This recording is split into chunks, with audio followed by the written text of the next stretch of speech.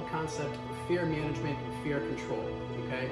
Fear, despite what some people tell you, is not a bad thing. It's actually a very good thing, and let me explain why, okay? Fear is what stops us as human beings from doing things that are batshit crazy. Things like, oh, look at those cute, adorable little lion cubs over there. Aren't they so furry and cuddly looking? Oh, I want to go over there and pick one up and pat it. Wouldn't that be so cool? I think it would be. Except for the simple fact that the mother and father lion are probably standing 10 feet away, and the second they see you getting close to the lion's den, they're going to jump out and maul the shit out of you and probably kill you, right?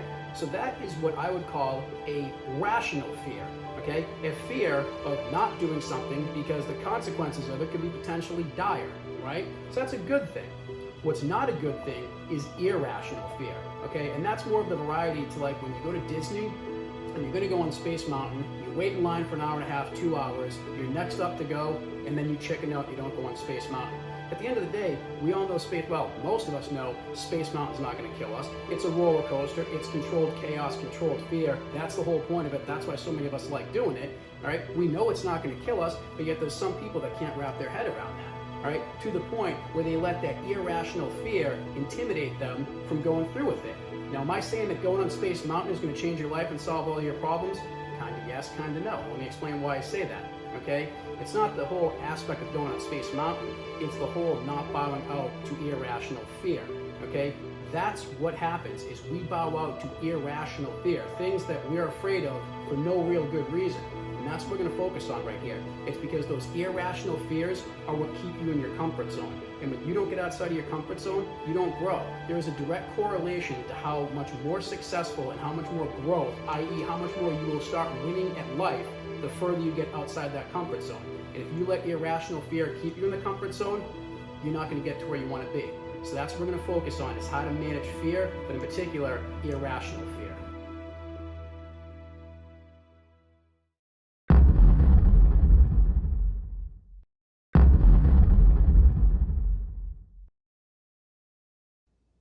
All right, so one of the very first things that you want to consider with fear control and fear management is this. There's a huge difference between not doing something, either because you just legitimately have no interest or desire to do that, or there's no strategic value, there's no gain, there's no upside into whatever that undertaking might be, okay? There's both of those things.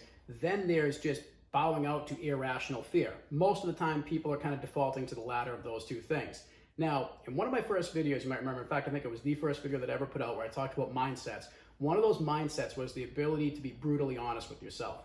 If you've mastered that ability and you are brutally honest with yourself, it's easy to know the difference between both of those things. The problem is, if you haven't mastered that, or you haven't mastered it to enough of a degree, people tend to use that as an excuse to not doing things, okay? i.e., they're really seeing value in it and they want to do it, but the irrational fear precludes them from doing it, and they just use that as an excuse to not do it. If you're honest with yourself and you know the difference between both of those things, you're fine. Again, there's nothing wrong with not doing something because you don't want to or there's no value in it. Case in point, about a year ago, a friend of mine calls me up. He says to me, Z, you got a vacation block coming up anytime soon? I said, yeah, I do. He said, all right, I found this thing. We can go to Navy SEAL camp for like 3 days. It's this thing where they got a bunch of guys who are ex-Navy SEALs. They come in and they spend 3 days simulating what it's like to be in buds and go through Hell Week. And I said, all right, hey, if you want to go do that, have at it, man. That's not exactly how I want to spend my vacation. Immediately as I say that, he starts in with, no, you don't want to do it because you're afraid. Yeah, you don't want to do it because you don't want to, be exposed to the cold and the fatigue and, sleep deprivation. I said, look, it has nothing to do with those things. If I wanted to subject myself to abuse and torture for days on end at a time, I would have gotten married, right? I can think of better ways to spend my vacation. You want to go to Navy SEAL camp? You go to Navy SEAL camp. I'm going to Vegas. I'll be at the Bellagio, somewhere between the pool and the blackjack table. Send me a postcard and let me know how the waterboarding is going, all right? Just not my cup of tea for how I want to spend my vacation. So point being here, there's not doing things because you see no value in doing things and not recognize that there's an upside to it, and or you're just not interested. Then there's bowing out because you're afraid to do it. Recognize the difference between the two, and when you recognize that it's the latter, force yourself to do it, and we're going to talk about the particulars of how you accomplish that. Now, the second thing to understand, and this is extremely important, is the fact that nobody is fearless. I don't care what anybody says. There is nobody in the world who is not afraid of something, all right? Fearless is a concept that does not exist, all right? Despite the people who tell you that they're not afraid of anything in life, I'll say this. There are some people that legitimately and honestly are in fact afraid of very little, almost nothing, okay? But at the end of the day, there's something that they're afraid of. Now, of that group of people that are afraid of very little, there's a very small subset of that group that are such excellent fear managers that no matter what it is, they can find a way to fight through it and get done whatever they have to get done. But to say that they don't have a fear of something would be a false statement, okay? They're just great fear managers. Now, of this subset of people that claim that they're not afraid, there's, like I said, those people that can manage it, and then there's people that are just blatantly full of shit, okay? Everybody is afraid of something. That's an important thing to be aware of. Despite what everyone says, everyone, present company is included here, afraid of something. In my case, it just happens to be circus clowns and long division, but that's another story for another time altogether. All right, the next point to consider is the emotional side of fear. There's a guy that I watch on YouTube, brilliant guy. He talks a lot about entrepreneurship, sales, things of that nature right there. And when he was talking about sales and closing, he said something that was brilliant, right? And what he said was that people don't buy with logic, they buy based upon emotion, and they justify things with logic. Now, how this relates to the emotional side of fear is that a lot of times when we don't do something and we succumb to fear, we're doing that based on the fact that we're selling ourselves an excuse. And if this sounds familiar, it's because I talked about it in another one of my videos, right? Okay, we are selling ourselves on reasons why we shouldn't do something based upon the emotions of fear, right? So in this particular case, that holds true, right? We are selling ourselves on a reason to not do something based upon, in this case, fear-based emotions, and we justify it with logic.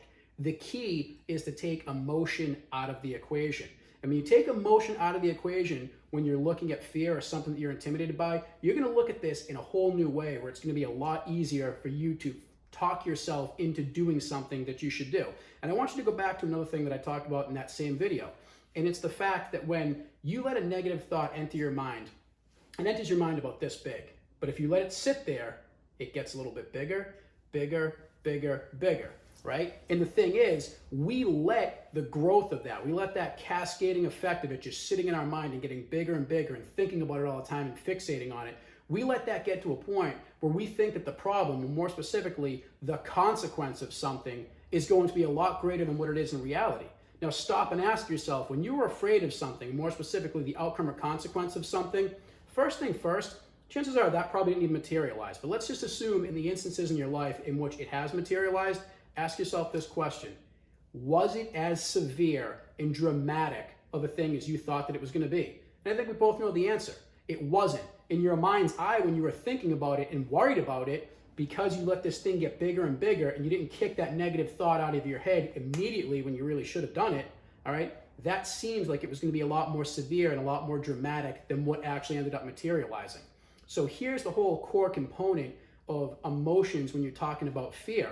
A lot of times, those emotions cause you to kind of overreact and think that something is going to be a lot worse than what it actually is, when chances are it probably won't even materialize at all. So something based upon fear, we can come up with a lot of excuses / sales pitches to either act or not act, all right? And we fixate on the fact that we come up with these 9 reasons to, let's just say, not do something.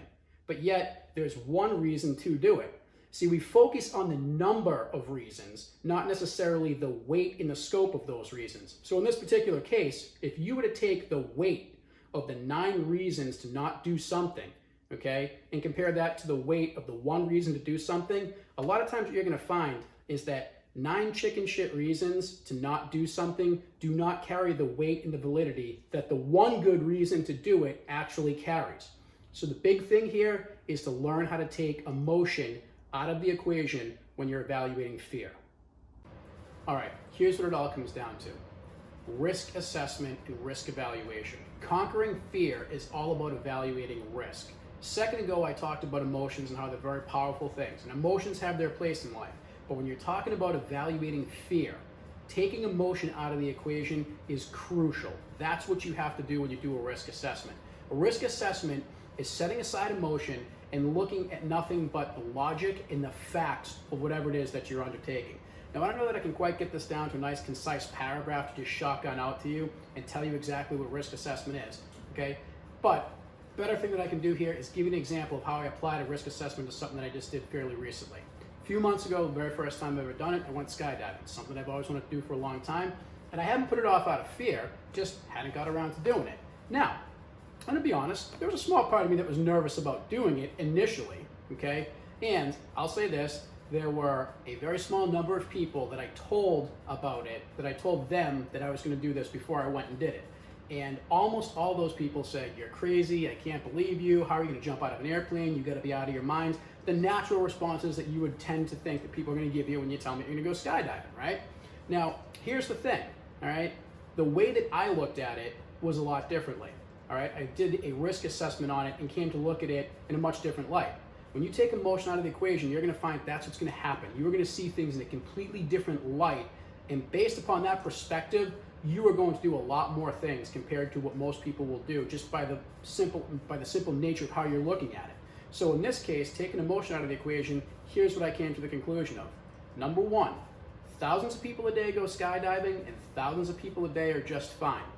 Number two, when was the last time that you've heard of a skydiving fatality compared to when was the last time you heard of an automobile fatality, which those things are almost a daily, if not weekly occurrence, right? Three, it was a tandem jump. So I'm tethered to another human being who is a trained professional who has a lot of experience in this. And the biggest thing is that I trust that that person does not want to die. And since I'm tethered to that person, I've got a good likelihood based upon their lack of wanting to die and their professional skill of not dying or getting seriously injured myself. Now, based upon those three things, I've got a lot going for me right off the bat. But here's something else that I also looked at.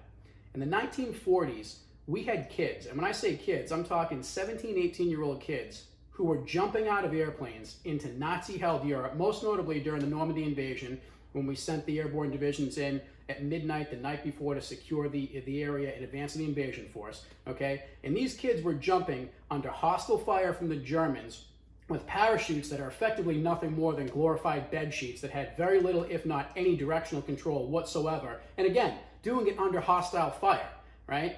Now compare that to what I'm doing. I'm a 37-year-old grown man jumping on a beautiful fall day in New England, not under hostile fire, tethered to a trained professional who knows what they're doing with a great parachute, but not just one parachute, but a backup parachute that'll deploy automatically if something goes wrong, okay? Based upon that, I've got a lot going for me in this particular case compared to what those 17, 18-year-old kids had to deal with, right? No wonder they call them the greatest generation.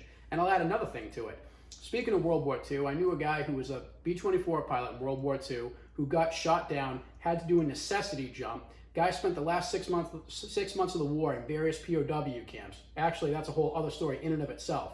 But he promised himself that if he survived and made it to 80, that he was going to jump again. And by God, this 80-year-old man jumped again on a tandem jump his 80th birthday. So again, backing up to what I said a second ago, comparing those two extremes. An 80-year-old man, 17 and 18-year-old kids. If I can't do that as a 37-year-old grown man, something is wrong with me, right? Particularly when you're strapped to a trained professional. Now, I'm not going to lie. When it actually was go time, standing in the door, in the breeze, looking down at 11,500 feet, was there a little bit of nervousness? A little bit. I would say about that much, okay? But to put it in perspective, I'll say this. I was more nervous watching the last 2 minutes of the Super Bowl the year prior to that than I was actually standing out on the breeze. And I'll tell you this, that once you actually jump and you're past the point of no return at that point, there's something really surreal where you just let go and you enjoy the moment. So the thing is, if you take emotion out of the equation and you look at things differently, like I just told you a second ago, seeing it from a different perspective is going to allow you to conquer so much fear in your life, get out of your comfort zone, and start doing the things and achieving a level of success and winning at life that you've always wanted. So the only advice I can give to you in that is just to do what I outlined here in this video. Believe me, you're going to see things in a whole new light, and you're going to be mind blown at how successful it's going to be for you.